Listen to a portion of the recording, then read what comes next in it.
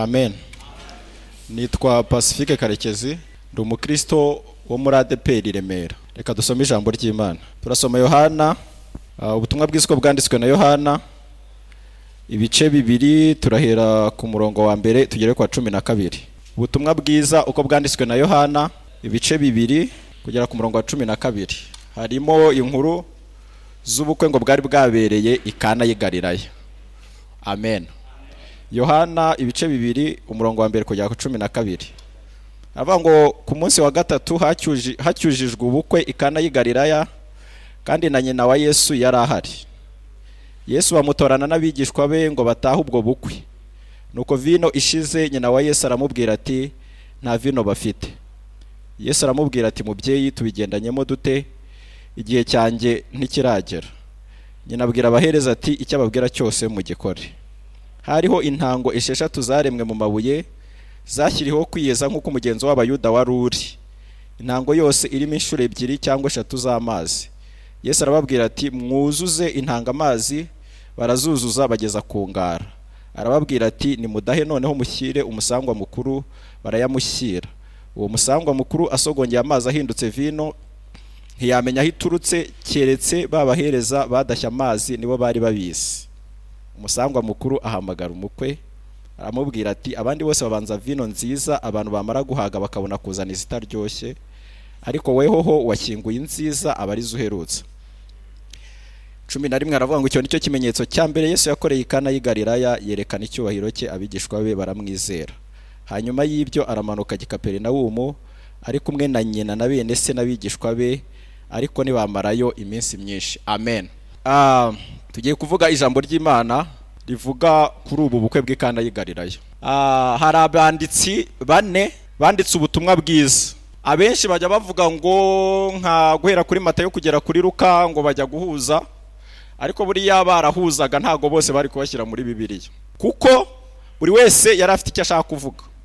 Ariko ubutumwa bwiza bwa Yohana burihariye. Ntabwo hari nk'abandi bagenda bavuga ibitangaza cyane, ariko Yohana ashyiramo nka 2 cyangwa 3. Matayo yandikiye abayuda bene wabo, niyo mpamvu mubona Matayo akenshi akotinga isezerano rya kera. Nuko umwana ajya muri Egiputa nk'uko byari byaranditswe muri Matayo akenshi Matayo niko avuga. Ndetse natangira kwandika yanditse igisekuruza cya Yesu, kuko yarazi ko ababwira bashobora babizi, ba Aburahamu, ba Dawidi, ba Kenani, ba Enoshi na Enoki, yarazi ko babizi. Niyo mpamvu yabyanditse. Yandikira rero abayuda bene wabo ababwira ko Yesu yabonetse. Amen. Mariko bavuga ko mu minsi ya nyuma ya Petero, Mariko yari ari i Roma, ari kumwe na Petero, amufasha kuko Petero yari amaze gusaza. Imana izaduhe gusaza dukorera Imana. Dawidi yaravuze ngo no mu busaza bwanjye nzakomeza kugira itoto n'amakakama gutyo. Noneho Mariko we yandikiye abaroma, niyo mpamvu yanditse akantu gatoya. Ubutumwa bwiza bwa Mariko ni buto, kuko abapolitisiye b'i Roma ntago basoma ibintu byinshi, basoma utuntu dukeya. Noneho Luka yandikira abagira iki b'abanyabwenge, kuko yari yarize. Uzarebe ubu butumwa bwiza bwa Luka ni research scientifique. Avuga ngo abantu benshi bagerageje kuringaniza inkuru y'imfaho y'ibyemewe natwe rwose. Nuko rero ngo natwe tumaze kubitondekanya nk'uko twabibwiwe nabo byahereye mbere babyirebera ubwabo, ubu bakaba ari abigisha b'ijambo ry'Imana. Aravuga ngo misemo kubikwandikira we Teofilo mwiza, kugira ngo umenye ko ibyo wigishijwe ari ukuri. Amen. N'ubushakashatsi yakoze, bavuga ko yabazaga Mariya, akabaza abantu babanye na Yesu, abyandika nk'umuganga wize. Imana ishimwe. Njya ntangazwa n'abantu muri hano kubera buruse ya leta. Amafaranga bagutangaho baramutse bayahaye umuturage wo muri nshiri za Nyaruguru, ubu ngo bamaze kugera kure. Impamvu Imana yakuzanye hano nuko wari uje kwiga. Amen. Yego, impamvu uri hano nuko waje kwiga.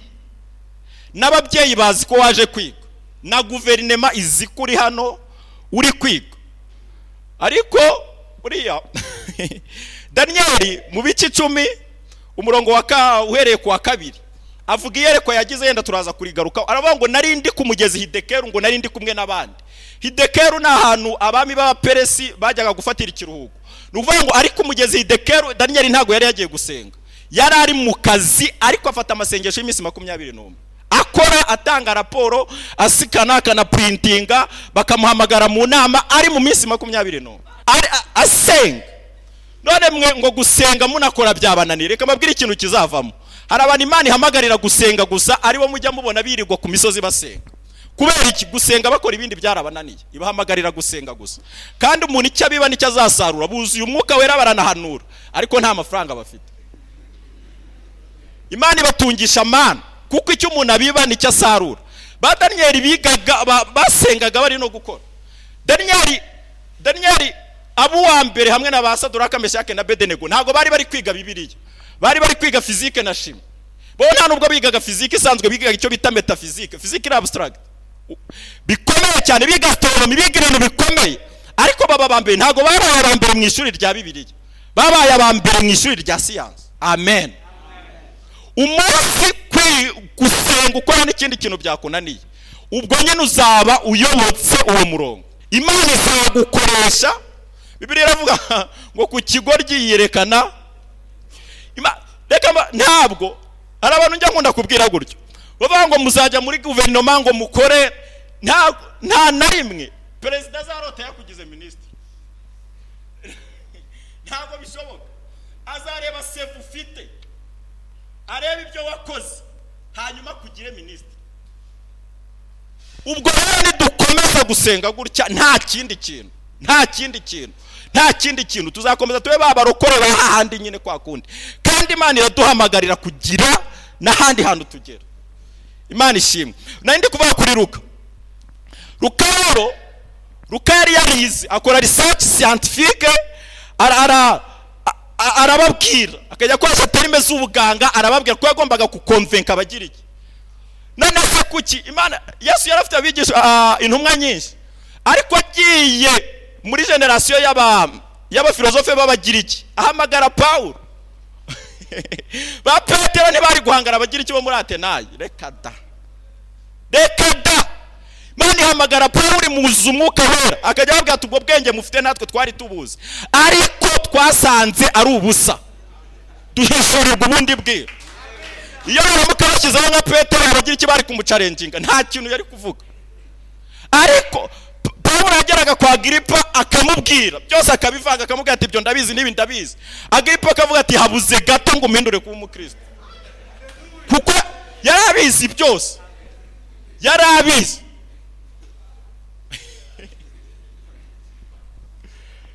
Amen.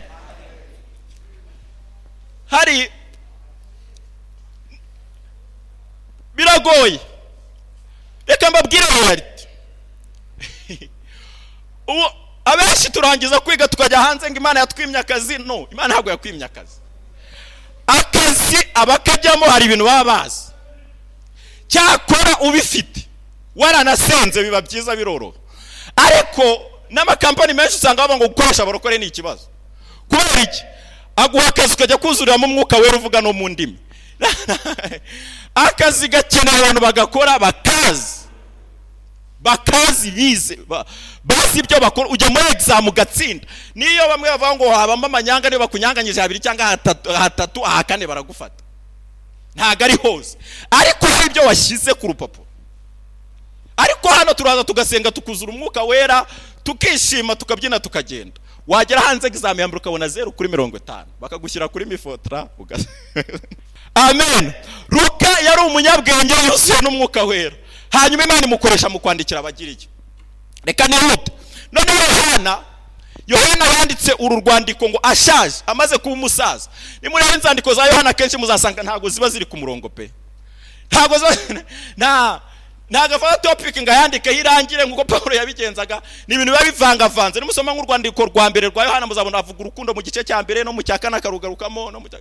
Ni ibintu bimeze gutyo. Ariko Yohana yandikiye abantu b'abanyamwuka babasha kumva imvugo y'umwuka, babasha kumva ikintu avuze. Atangira avuga ngo mbere na mbere hariho jambo yahoranye n'Imana kandi jambo yari Imana. Luka ibyo abagira iki ubuvanze, ariko abantu b'umwuka barabimenya. Niyo mpamvu muzasanga abantu b'umubiri bavuga ngo Bibiliya ngira canganye ngo nuko bayireba mu mubiri, ariko mu mwuka birumvikana. Amen. Ati mbere na mbere hariho jambo yahoranye n'Imana, yari Imana, byose niwe wabiremye, nta na kimwe kitaremwe nawe. Jambo yaje mu isi ariko abisi ntibamwemera. Abango ariko bamwemera bose bakizera izina rye. Yabahaye ubushobozi bwo kuba abana b'Imana. Ntago ari ubushobozi bwo kwitwa abana b'Imana, ni ubushobozi bwo kuba abana b'Imana. Bwo kuba abana b'Imana. Amen. Yohana ageze hepfo ku murongo hepfo avango Jambo narindi kuvuga yabaye umuntu, yari Jambo hanyuma umuntu ngo abana natwe ngo tubone ubwiza bwe busa n'ubw'umwana w'ikinege wese. Yohana avango yuzuye ubuntu n'ukuri. Umva amaso hano ukuntu yarebaga. Abantu benshi babonaga Yesu bakamubonamo umuntu ukiza abana bo kwa Yairo, ugira utari ko ntago ari byo ashaka kuvuga. Avango amaso twari dufite bamurebaga, twabonaga yuzuye ubuntu n'ukuri. Ubona Yesu bitewe n'uwuriwe. Yesu aratangaje. Amen. Yesu wavutse akajya mu rusengero bajyanye ibyana by'inuma bagiye gukora imigenzo yo kwiyeza. Huzuye abatambyi abakuru n'abatoya, huzuye abarewe mu rusengero, hakabura umuntu n'umwe umumenya uretse Simiyoni ngo wari wuzuye umwuka w'Imana. Wakaza kamutarura mu bana benshi. Abantu batangaga ibyana by'inuma, Bibiliya iravuga mu barewe babaga ari abakene bazwi mu gihugu. Mariya na Yosefu bajyanye ibyana by'inuma, araza ajya mu rusengero bamucaho bamukorera imigenzo nk'uko abandi bayikora. Ntihagira umuntu umenya ko ari Kristo uretse Simiyoni wari warabwiwe n'umwuka w'Imana. Uriya ni Yesu. Ngo araza mucaho mu bandi bana bose mu rusengero, ngo aramutarura. Amen. Amucaho. Abatambyi bagiye nta numwe babimenye, bambaye ibikanzu ngo byanditseho amategeko, nta numwe bamenye ko ari Kristo Yesu umwana w'Imana. Ariko Simiyoni ngo amugeze aramuterura avuga ngo urasezerera umugaragu wanjye amahoro. Si igitangaza ko abantu bamara mu rusengero imyaka 20 bataramenya Yesu. Si igitangaza kubyina gutyo hano tarahura na, si igitangaza ko bisaba Simiyoni wari warabwiwe n'umwuka w'Imana ko atazapfa adateruye Yesu Kristo. Amen. Yohana umubatiza ngo yafashe imyaka 21 ari mu butayu, ari kwiga gusa, afite mwarimu witwa Imana ari kumubwira ngo umuntu uzabona azaba asa nk'abandi, azaba ameze nk'abandi, azaba agenda nk'abandi. Ngo ariko nubona inuma imanutse ikamutindaho ngo uzamenye ko nguwo ari we Mesiya. None ngo bose araza ngo hagarara mu bantu nka gutyo, bose banamubyiga batereka twirebeye Yohana umubatiza.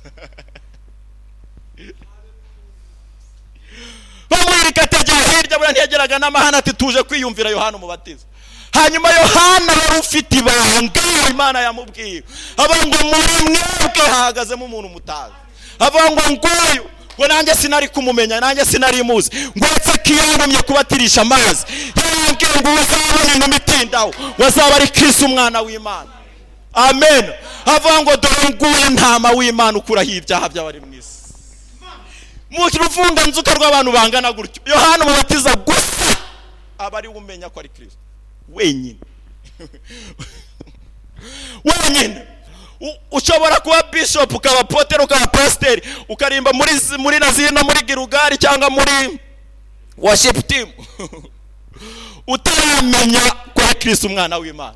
Mwana mu ruvunga nzuko umubyiga umukandagira utaramenya. Yesu yaravuze ngo abana bawe bose bazigishwa n'Uwiteka. Ibyo ngibyo n'Uwiteka ubyigisha wenyine. Yo jambo abantu bajya bakunda kurya interpreta nayo bakajya ngo naya mashuri turi kwiga, ariko ngo Uwiteka ni uzigisha abana banyu wenyine, ni uzabasura akabamenyesha Yesu Kristo umwana w'Imana. Iryo shuri ryigishwamo n'Imana gusa. Na Yesu arongeye abibwira abantu avuga ngo mu byanditswe byanyu nihanditsemo ngo Uwiteka ni uzigisha abana banyu. Ngo nuko rero umuntu wese wumva ibyanjye akabyiga azahondi, ariko yigishijwe n'Uwiteka. Amen. Undi munsi ngo Yohana yahagaze kuko we yumvaga umurimo uri kurangira. Noneho ngo ahagaze ari kumwe n'abigishwa, yari ari kumwe na Yohana uyu w'intumwa, hanyuma ari kumwe na Andereya. Ngo yongera kureba Yesu ngo ari nka hariya, aramubwira ngo dore umwana w'intama w'Imana. Amen. Bose nta umuzi abango dangura uri mu rutambuka hariya, uri n'umwana w'Imana. byari bigoye kubisobanura. Asa nk'abandi i Galilaya, asa nk'abandi bose, afite inzabamo hafi aho ngaho ajya kubaza. Ariko Yohana, uretse abantu bafite imitima yakozweho n'Imana, wemeza gute ko uwo muntu bari kumwe ari umwana w'Imana? Gute? Abavuga dore umwana w'Imana nguriya. Hanyuma ngo abigishwa babiri Andereya na Yohana ngo baramubwira ngo reka twigendere none. Yohana ati nimugende. Yohana yagiraga umutima mwiza. Yohana yaravuze ngo ngiye nari umuranga ngo none ubwo umukwe yaje ngo abageni nimugende. Yewe ntacyo nyikora. Abangu umugeni asanga niwe mukwe. Abangu kandi iyo magazi iruhande rwe ndi kumwumva ngo umunezero wanjye mwishurishima. Abangu wavuye mw'ijuru ni usumba byose, ngiye w'isi nta gaciro mfite. Mubari we musanga, mubari we mukurikira. Ngo baragenda, ngo bageze kuri Yesu baramubaza ngo Rabi,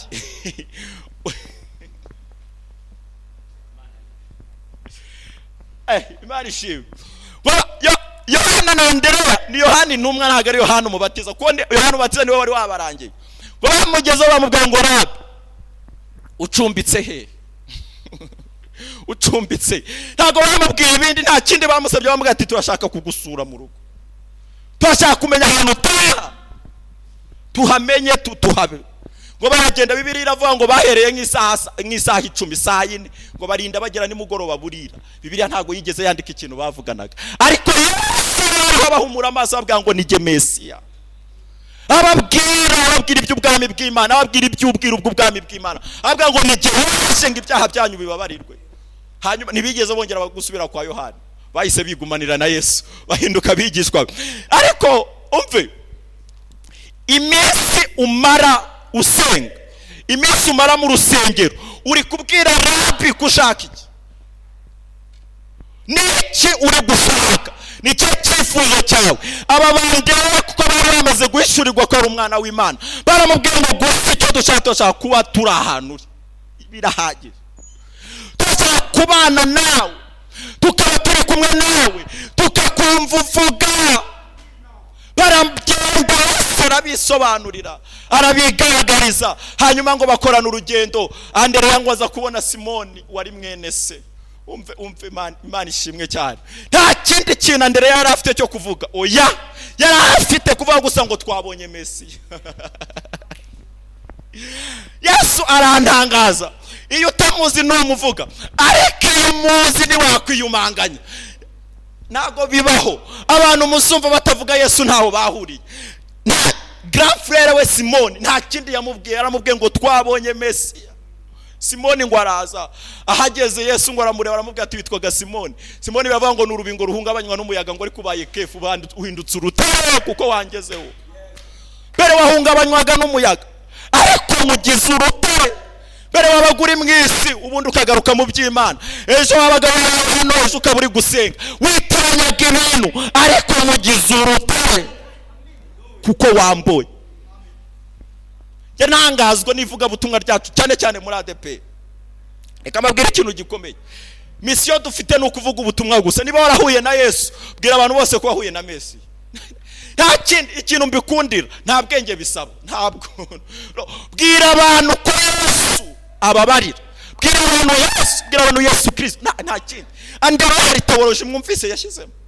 Yaravuze abwira Simoni, amubwira ngo twabonye Mesiya, biba birarangiye. Arizana. Pawulo abwiye Timoteyo amubwira ngo ndagutongera mu maso y'Imana no mu ya Kristo Yesu, uzakira iteka abazima n'abapfuye ubwo azabone aje kwima ingoma ye. Amubwira ngo ubwire abantu bose ijambo ry'Imana. Amubwira ngo gira umwete mu gihe kigukwiriye n'ikitagukwiriye. Vuga Yesu. Nicyo. Hari ibiyaga bibiri biba muri Isirayeli, kimwe cyitwa ikiyaga cya Galilaya, hari n'abacyita Kinereti, n'abo bacyita gutyo. None hari n'ikindi iyo bita inyanja y'urupfu cyangwa ikiyaga cy'urupfu, Mer Morte. Noneho inyanja ya Galilaya ngibamo amafi ubwoko burenga 300. Kubera iki? Uruzi rwa Yorodani ruturuka ku misozi y'Isiyoni, ku musozi Herumoni, ruraza rukagicamo, hanyuma rukajya mu nyanja y'umunyu cyangwa ikiyaga gipfuye. Bavuga ko impamvu mu kiyaga cya Galilaya haba mu buzima nuko cyakira amazi yo kuri Herumoni kandi kikayatanga. ariko nta ruzi na rumwe rubaho rusohoka mu nyanja y'umunyu. Niyo mpamvu nta kintu na kimwe kibamo. Umunsi sinzi niba mubyumvise impamvu Galilaya igira ubuzima ikagira amafi menshi irakira hanyuma igatanga, ariko inyanja y'umunyu nta fi n'imwe ibamo. Kubera iki? Cyakira amazi icyo kiyaga kikagumana. Uko niko n'itorero rimeze. Umunsi tutavuze Yesu Kristo tuzisanga muri situation turimo uyu munsi. Tuba turi hano turwana tufiki tugira gute dutukana dutongana, ariko umunsi buri wese azaba aromboreje imbere ye ajya kuvuga ko twabonye Mesiya, abantu bazuzura umwuka wera, abantu bazagira imbaraga, abantu bazakizwa. Yesu yavuze ngo ibimenyetso bizagendana n'abizera, nibagenda bizabakurikira. Ubu wasanga ufite impano yo gukiza indwara ariko kuko uhora hano ariko umunsi twagiye ibimenyetso n'ibitangaza bizadukurikira. Indirimbo za Naziri na Girugari murazirimba tukazifata mu mutwe,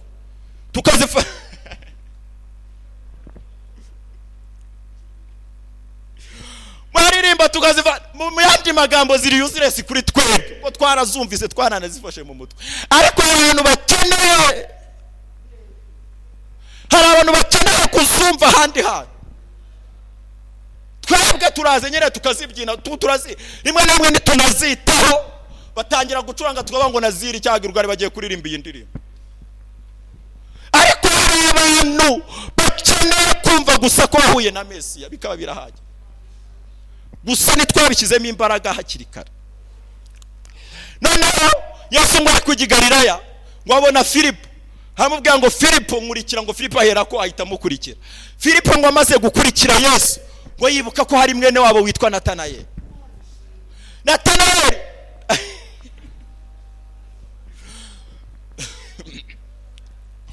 Natanayeli usomye neza ukitonda yari umuntu ukomeye mu idini. Yari umuntu ushobora kugenda ahantu akicara munsi y'igiti cy'umutini agasoma ibyanditswe byera.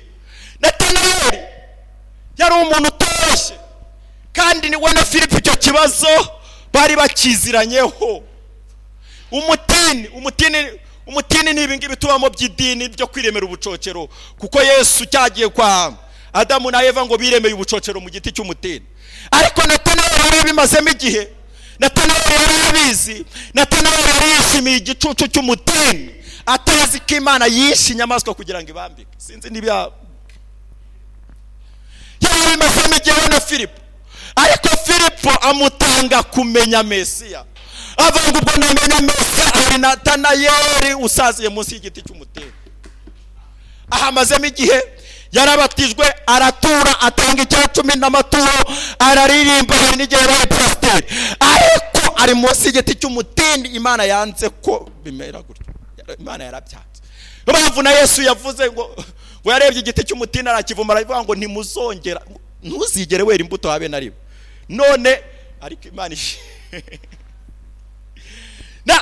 aho muzategereza hose nta na hamwe igiti cy'umutini kizera cyera imbuto, ntago bishoboka. Niyo mpamvu nta muntu bahakubara amaturo ari umwe.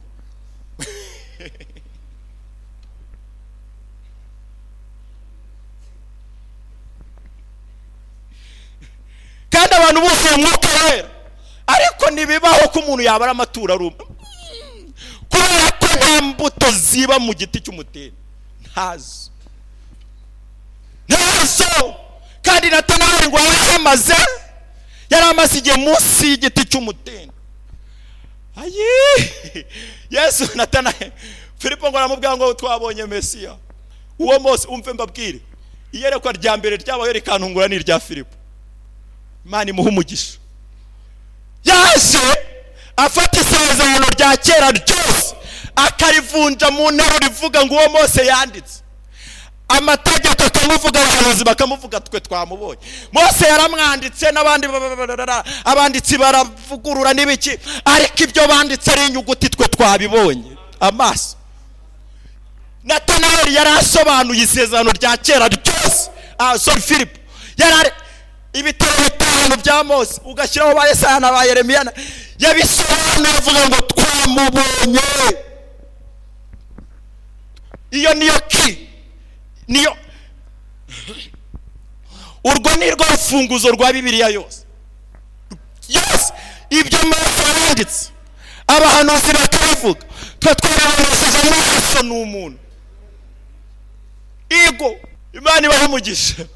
N'ibintu Mose yavuze arabyandika, agira atahugura abantu, atanga amategeko, ashyiramo iby'abareba, ashyiramo intama, ashyiramo inka, ashyiramo abatambyi, ashyiramo amayefodi n'iki. Natanaza avuga ngo twebwe twabibonye.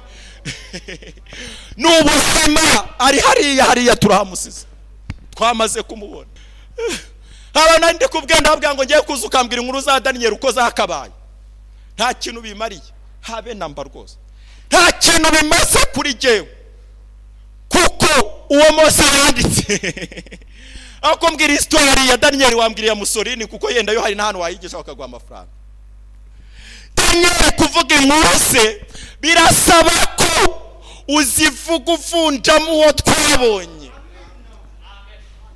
Igo zivuge ariko unatwerekemo uwo twabonye. Nibyo ngo Paulo yigishaga, hanyuma Priscilla nakwira ngo baramujyana mu rugo amaze kwigira, batuvuga neza atuvuga neza. Apolo ngo yari yigishije iteraniro ngo ajyane ni Korino, ngo ajyane Korino ngo yari yigishaga abantu bakaryama hasi, ngo ariko Priscilla nakwira bicaye mu materaniro babanguriye ntarabona uwo twabonye. Avuga neza Paulo, ariko uwo twabonye ntagamuzi.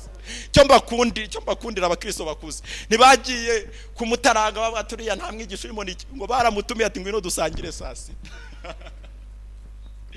Ngo nuko ngo bamaze kumubwira neza urupfu no kuzuka bya Yesu Kristo, baravuga ati noneho ujye uvuga bimwe bavugaga, ariko unababwire ko twabibonye. Noneho ujye ubivuga bya bindi, ko Yesu yaravuze ngo umuntu utanga ibya kera n'ibyubu ngo ameze nk'umuntu mwiza, ngo nk'igisonga cyiza. Ujye ubivuga, wigishe ba Rusi na ba Esther, ariko unavuge ko noneho twagize gute twabibonye. Ngo hanyuma ngo bamusinyira inzandiko z'itorero, baramwohereza ati komeza ugende uvuge rwose kiyari yo ngiyo niyo.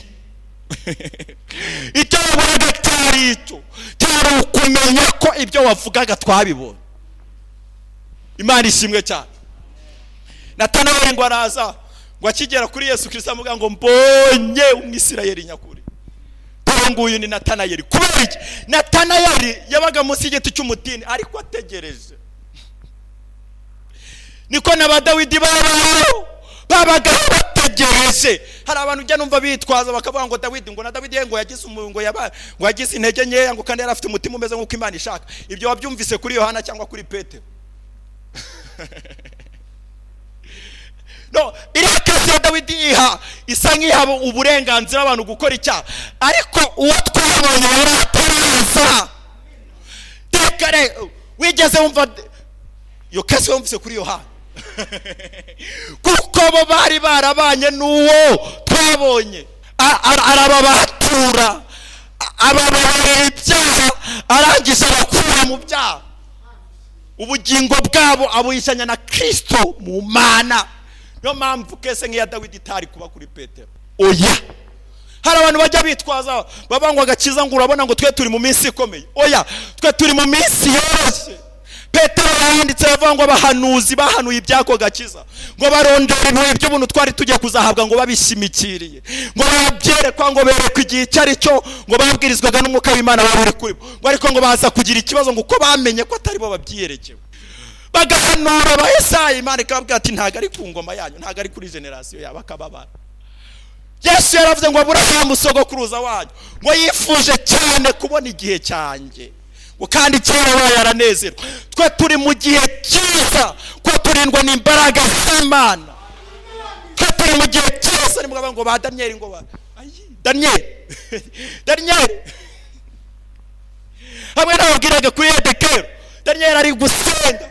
Daniel niwe we na Yosefu nibo abantu Bibiliya itavuga hikoze habe na rimwe.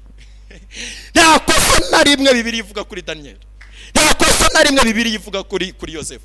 Daniel yasenze 21. Daniel yanze kurya ibyo kurya by'ibwami, arya ibishyimbo anywa n'amazi. Daniel yarotoye inzozi za Nebukadinezari, ariko hano Edekero ngo yarasenze ngo agiye kubona, ngo abona ngo umuntu araje ngo afite amaso asa n'ibirimi by'umuriro. hanyuma ngo yari yambaye ngo umushumi ngo w'izahabu yashukuwe muri ufazi, ngo yari yambaye imyenda yera cyane. Daniyeli aravuga ngo ngewe Daniyeli ngo mubonye gusa ngo mwikubita imbere mera nk'upfuye, ngo kubera iki? Ngo kuko ubwiza bwanjye ngo bwamwindukiye mu bubore. Daniyeli tuvuga tugatitira tukavuga ngo yemeje ingoma 3, iya Nebukadinezari, ya Dariyo n'iya Aritazerusi, bose bakavuga ngo mujye musenga Imana ya ba Daniyeli. Ariko ngo abone Mesiya ava ngo bwa bwiza bwanjye bwabose ntago bukiri ubwiza, ntago ngo yahuye na Yesu cyambere ubwiza bwawe ubona mu bubore. No mpamvu Pawulo yavuze ngo ntacyo dufite kindi cyo kwirata, nta na kimwe. Yerekane Yesu ngo abwira Natanayeli, hamubwira ngo Natanayeli we, cyagiye uri munsi y'igiti cy'umutini nakureba. Niba hari igitangaza Yesu akorera umuntu, ni ukumenya ko yakubonye uri munsi y'igiti cy'umutini. Kuko munsi y'igiti cy'umutini twe tuhihisha abantu, neza neza, ukaba muri korari udakijijwe, no mu ngeso nziza tuhihisha abantu, ndetse nawe ukahihisha ukavuga ngo ndakijwe ko njye mfite ingeso nziza, Igitangaza kibaho rero ayiwe no kubona wese kubona aho ngaho munsi y'igiti cy'umutini, urya igaburo ryera, utanga icyacumi, udasambana, utanywa inzoga, wegeregesera, uri umudakoni. Ariko basaba ngo narakure. N'amanda abantu bose bahuye na Yesu neza, usanga isinga bafite bavuga ngo Yesu yaranyihishura,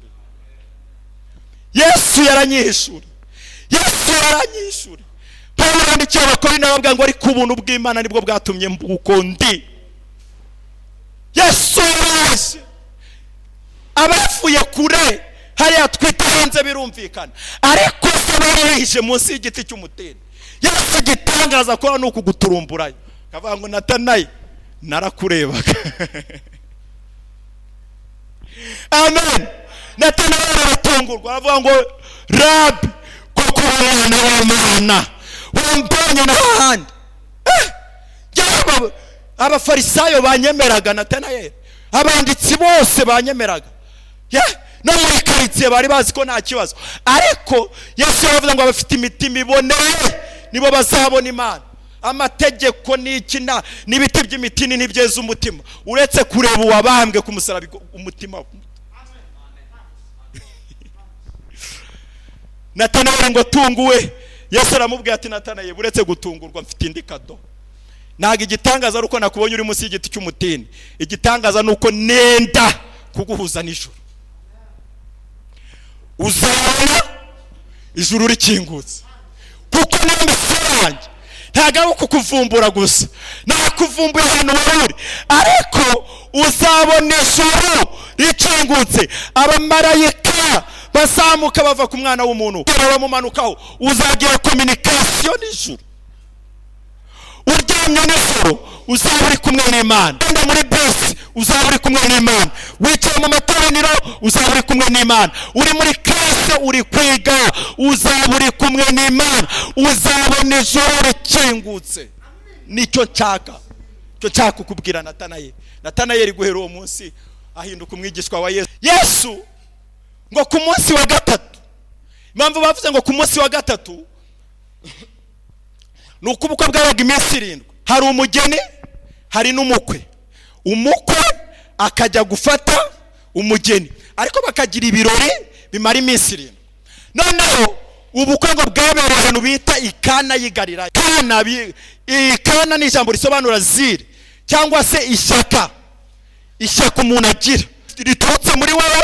Pawulo yandikiye Abaroma ibice 10:2 avuga ngo ndahamya neza ko bafite ishyaka ariko ridaturuka ku Mana cyangwa ku bwenge gure.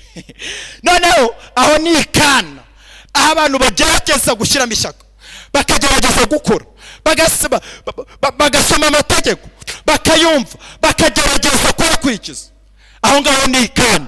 Ariko Pawulo yandikiye Abagalatiya avuga ngo uwiringira imirimo itegetswe n'amategeko wese agira ate? Avumwe. kuko bidashoboka ko umuntu atsindishirizwa n'imirimo itegetswe n'amategeko. Ikindi yari Kana y'i Galilaya. I Galilaya ni boda cyangwa se ni ku mupaka, nicyo Galilaya ivuga. Abakristo benshi batuye ku mupaka. Uzaba nk'abantu batuye Rubavu, abantu batuye Rubavu bavuga indimi zose. Ushobora kuvuga igikongomani cyangwa se akavuga ikinyarwanda. Abenshi baba banafite indangamuntu ebyiri, nako si benshi, ni bamwe muri bo bafite ubwenge, bafite indangamuntu ebyiri zikora hose. Rero n'abakristo benshi batuye i Galilaya, usanga ahantu hose ku musozi afatayo ashobora kugerayo. Naho rero nicyo Bibiliya ivuga ngo ubukwe bwari bwabereye i Kana y'i Galilaya. N'abantu bagerageza biturutse muri bo bagashaka kwegera Imana, iyo nzira Imana yamaze gufunga. None i Galilaya bari ku mupaka. Noneho ikiza cyawo muracyankurikiye, ikiza ngo muri ubwo bukwe bari batumiramo Yesu, batumiramo na nyina. Hanyuma nyina wa Yesu asobanura itorero ry'abantu bakuze bashobora kwigisha abandi. Umve mbabwira, mwanyemereye nkababwira. Noneho ngo Mariya baba Kristo, Pawulo yandikiye Abagalatiya ibice 4 ava ngo bana banjye batabonongera kuramuka ngo kugeza igihe Kristo azaremerwa mu mitima yanyu. N'abo babyeyi baramukwa abantu, babaramukwa kugeza Kristo remwe mu bantu. Noneho ngo abona ko vino yashize. Nta muntu wabibwiye Mariya we yarabyiboneye, abona ko vino yashize. Iyo ni inshingano yacu nk'itorero. Vino ya mbere isobanura amaraso ya kera, amaraso y'intama, amaraso y'ihene, amaraso y'amapfizi atarakwiriye gukiza abantu. Turagerageje kenshi ariko akadushirana. Muri mbya navuze ngo najyaga njya kwiriba ry'iyi si ngo afite inyota nyinshi, hanyuma ngo najya kunywa agakamubwo ngo nkayabura. Twaragerageje, ba Dawidi baragerageje, ba Mose baragerageje, irabashirana. Mariya arabibona, aratuza ngo aragenda abwira Yesu. Amubwira ngo vino yashize. Noneho Yesu amubwira ngo mubyeyi tubigendanyemo gute? Abantu benshi basobanura nabi rino jambo, ariko Yesu impamvu yavuze ngo igihe cyanjye nikiragera nuko yabonaga bagifite kwiringira ko babona yayindi n'ubundi. Avuga ngo reka banzu bemeze ko yashize burundu, ko nta kikimaze. Bakubita hirya no hino, buriya baguza amafaranga abona ko yavino nta kikimaze. Bamaze kumirwa neza. Pawulo yabwiye Abagalatiya ngo amategeko yatubereye umushorera watugejeje kuri Yesu. Amategeko yaje aradushirana, atumaramo imbaraga, atubuza guhura n'umukwe wacu mu bukwe bw'Ikana y'i Galilaya. Aratubuza neza, ariko duhishurirwa indi vino, ariyo maraso ya Yesu Kristo. Petero yaravuze ngo mwacungujwe amaraso y'igiciro cyinshi, ngo atagira akagero ngo nk'ayo umwana w'intama gutyo wase. Noneho Yesu ngo amaze kubona ko bashiriwe burundu, bagerageje biranga, nta byishimo bari kubona, bagerageje gukizwa biturutse kuri bo byanze. Hanyuma Yesu ngo aragenda arababwira ngo mufite intanga 6. Mana ishimwe, 6. Yabona ko kariya 6 kavuga ububasha bw'umuntu. Niyo mpamvu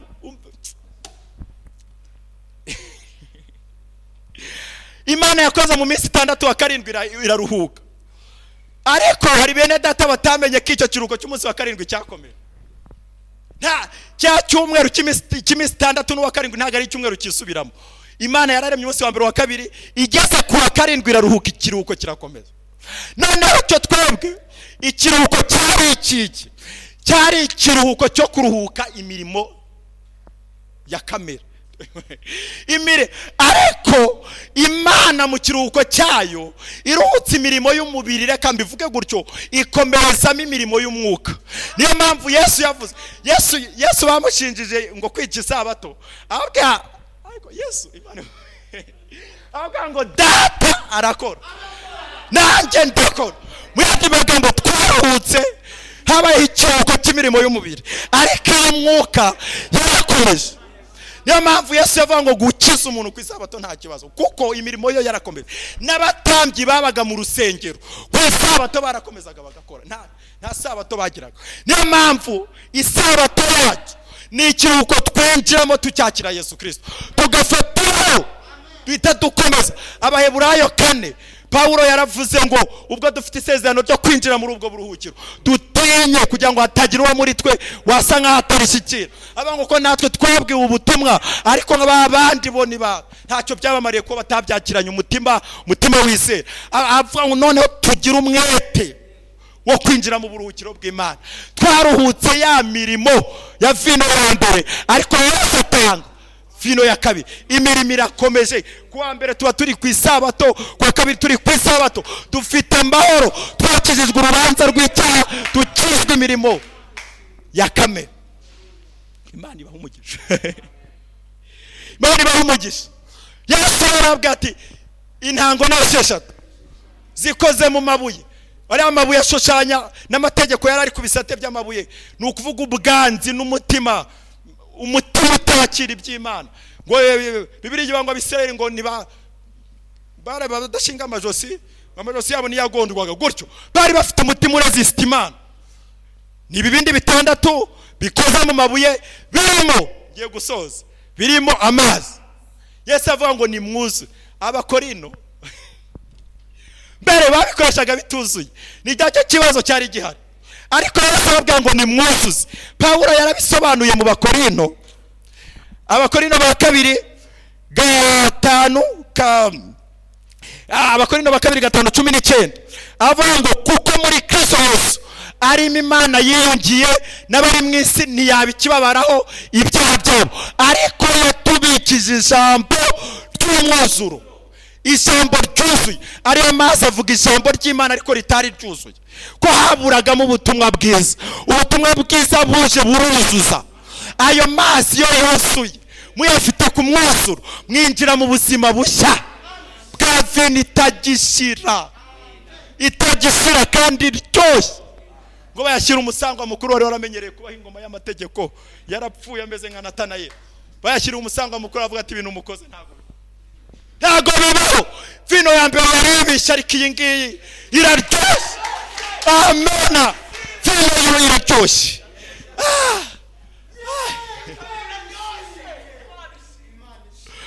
Vino iraryoshye ya mbere ba Mose yarabananiye. Wayobora abantu mu butayu imyaka 38 apfa atageze i Kanani. Ba Dawidi yarabananiye, nababwiraga bari bafite umutima umeze nk'uko Imana ishaka. Bandi barananiwe, ba Miriyamu b'abahanuzi barananiwe, ariko hashiryoshye abantu buzura imbaraga z'umwuka w'Imana. Hashiryoshye gukizwa birakunda. Gukizwa birakunda. Mwuzuze rero. Muvuga inkuru za Daniyeli ku buryo bwuzuye. Muvuga inkuru za Esiteri ku buryo bwuzuye. Muvuga inkuru za Mose ku buryo bwuzuye. Mwuzuze birahinda. Nta kindi cyaba. Yesu niyaseze niyagiye iyo wujuje. Abakolosayi 2 uhereye ku murongo wa 9 havuga ngo muri we ni Imana yashimye ko kuzura k'Umana kose kuba muri we mu buryo bw'umubiri. Avuga ngo kandi muri we ni namo mwakerewe gukebwa kutari ukw'intoki, ngo ahubwo no gukebwa k'umwuka, ngo ariko kwiyambura imirimo ya kamere, ngo ko mwahambanywe nawe mu mubatizo. Ntago ari umubatizo wo muri Yorodani, ni umubatizo wundi wo muri Kristo Yesu. Ngo mwahambanywe nawe mu mubatizo, ngo kandi nimo mwazuranywe nawe, ngo kubwo kwizera imbaraga ziyamuzuye mu bapfuye, ngo kandi ubwo mwari mupfuye muzize ibicumuro byanyu no kudakebwa kw'imibiri yanyu, ngo yabahingo yiyungiye namwe ku musaraba imaze kubabarira ibicumuro byanyu byose, ngo hanagura inzandiko z'imihango zaturegaga, ngo izikuza kuzibamba ku musaraba, ngo amaze kunyaga abatwara n'abafite ubushobozi abahemura ku mugaragaro, ngo abivuga hejuru ku bw'umusaraba. Imana ishimwe cyane. Mwuzuze. Hari abantu bafite ibintu byuzuye. Mwibwira abantu igice muri indirimbo zuzuye z'umwuzuro. Muvuga ubutumwa bwuzuye bw'umwuzuro, abantu bazakizwa. Ko Pawulo yaravuze ngo ubutumwa bwiza nibunkoze isoni n'imbaraga y'Imana ihesha uwizera wese gukizwa, hereye ku Muyuda ukagera ku Mugiriki. Esiteri Moridekayi amaze kuba umwami, ngiye gusoza. Moridekayi Hamani amaze gupfa, ngo bamwambitse ikanzu y'ubwami ngo bamuhane ikimenyetso. Hanyuma Abayuda batuye hanze y'Ishushani bari bafite itegeko ryabandikiwe ryo gupfa. Reka tugendane gake. Bari bafite itegeko rivuga ngo abayuda mu kwezi kwa Adari 13 z'ukwezi kwa Adari bazapfa. Hanyuma Moridekayi amaze kugera ku bwami aravuga ngo mushaka andi mafarashi. Ayakoraga mbere ntago ari bubashe kubageraho itariki itaragera. Turashaka amafarashi yakenuriwe mu rugo rw'umwami. Ayo ngayo asirukanka n'irindi tegeko rivuguruza iryambere ribwira abagabo ko bageze gute babayeho. Mbere bari bafite itegeko rivuga ngo barapfuye. Hakenewe amafarashi aguruka akenerwa mu rugo rw'ibwami. Ayo ngayo asirukana ubutumwa, asirukana ubutumwa, asagera ku baturage bo hirya. Itegeko ritajya mu bikorwa, ayo mafarashi abwira abayuda ngo babeho mu baho. Ayo mafarashi akenurirwa mu rugo rw'ibwami. Amafarashi akenurirwa ibwami ni jyewe niwe twuzuye umwuka w'Imana. Ntago ari twe, nta n'undi muntu dukenura, ni Yesu Kristo umwana w'Imana. Ngo mwabwirijwe n'abababwirije ubutumwa bwiza, babwirijwe n'umwuka wera wamanutse ava mu ijuru, n'abavuga ubutumwa, n'amakorari yuzuye umwuka w'Imana bakenurirwa aho ngaho. Abo ngabo bafite ubushobozi, bafite amabara, bariruka, baraguruka. Abafite itegeko ryo gupfa niyo bari tugomba kubageraho tukababwira ngo bagipfuye. Moridekayi yageze ibwami. Ntago mugipfuye. Itegeko ry'urupfu amafarashi ararikuraho, azane itegeko ry'ubuzima. Bwira abantu ko Imana yabahaye ubuzima muri Kristo Yesu. Genda wirukanka. Igihe Eliya yari ku musozi Karumeli, imvura imaze gukuba, ngo Ahabu ngo yashyizeho igare arirukanka ngo agiye Yezereli. Hanyuma Eliya aravuga ngo arantangayo, ngo aracebura, avuga ngo ngenda n'amaguru. Eliya ngo yarirutse, Ahabu ari kugenda muri vewiti, tuvuge gutyo, ngo mutange Yezereli agenda n'amaguru. Uko bavuga ubutumwa dukwiye kugenda, tubwirijwe n'Imana, twambaye imbaraga z'Imana, hanyuma twakenuriwe mu rugo rw'Imana. Cyangwa ujya kubwira bariya bapfa ko Moridekayi Yesu Kristo yamaze kwambara ikanzu y'ubwami, yahawe ikimenyetso cy'umwuka wera, babwira ko batagipfuye, ubuzima bwamaze kuboneka. Imana ishimwe cyane. Imana ishimwe. Imana ishimwe. Imana ishimwe. N'abantu twasomye ngo harimo abahereza. Harimo abahereza bacunganywe. Bacunganywe nuko vino amazi yahindutse vino. Bari bafite, bamwe bari bafite amabinika, bandi bari bafite amajage, bandi bari bafite amarasi, ngo bahita badaha bajya guseriva vino gusa ipfa kuba yabonetse. Vino hambere, vino idashira yabonetse. Hari abaseriveri bahawe imbaraga n'ijuru, bahita batanga. Biterwa n'icyo ufite. Ushobora guseriva ukoresheje ijage, ushobora guseriva ukoresheje igikombe, biterwa n'imbaraga ufite. Bakenuriwe mu rugo rw'Imana, bambaye imbaraga z'Imana, ngo bashyira umusangwa mukuru wari warishwe n'ibyambere. Havuga ati noneho ibi ntibisanzwe, ibi ntago bisanzwe. Reka dusenge Imana, muvuke jambo ry'umwuzuro. Hari abantu bandikiwe itegeko ry'urupfu,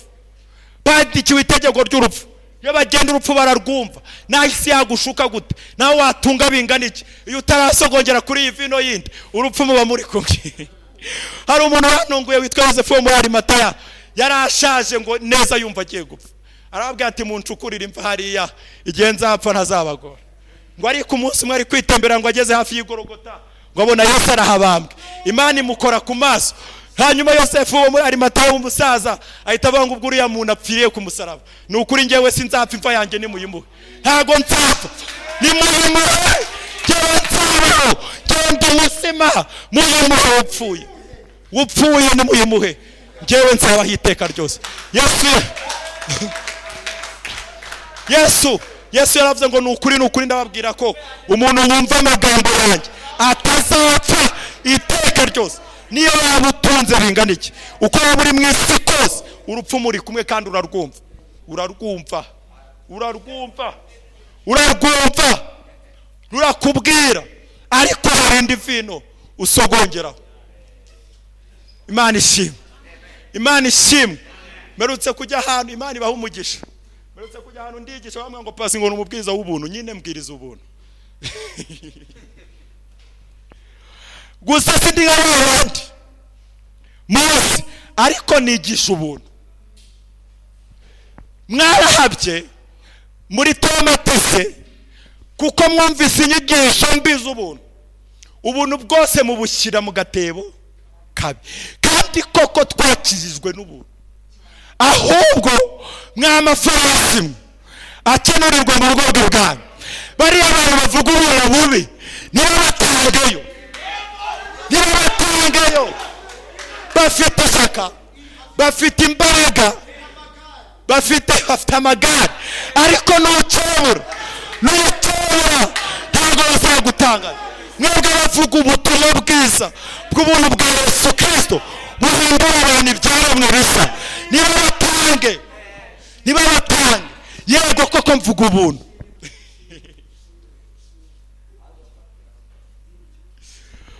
Guhera kera urwandiko Pawulo atanditse akosora inyigisho z'ubuyobe ni urwandiko gusa rw'Abefeso. Izindi zose yakosoraga bababwiye gutya, byagenze gutya. Ubutumwa bwiza burarwanywa kuva kera. Satani azana ibindi bintu byenda gusa nabo, ariko hakenewe ba Pawulo bavuga ati oya sibyo. Inzandiko zose yakosoraga ubuyobe uretse urw'Abefeso. Nanjye rero kwara bavuga ubuntu bwa Pilote n'ibinkanzi ntago n'inkanzi, ahubwo mutewe mubatanga Yezereli, mubatangeyo. Modekari yatanze amafarashi akenurirwa ibwami, avuga ngo aya ngaya yo ariruka araguruka agerayo itegeko ry'urupfu ritarashyirwa mu bikorwa. Reka dusenga Imana. Data twese uri mu ijuru, ushobora byose, kuko muri Kristo Yesu ariho washimye kwiyungira n'abari mu isi. Turagushimiye ko watanze umwuzuro w'ijambo, ugashima ko kwizera kwawe kose kuba muri Kristo Yesu, ugatanga vinosa abantu bamuyeho imitima igaca, bamuyeho bakosora imbaraga z'umwuka we, bamuyeho agahinda karashyira, umubabaro urasira, urubanza rw'icyaha rubavaho, buzura umwuka wera, baratuka ku byaha, baratuka bavuye kuri vino, umunezero mwinshi urabasanga, babatuka ku byaha, bahinduka ibyaremwe bishya. Shimwa kandi uhabwe icyubahiro, ni mu izina rya Yesu mbisabye urakoze nyakubahwa Imana, amen.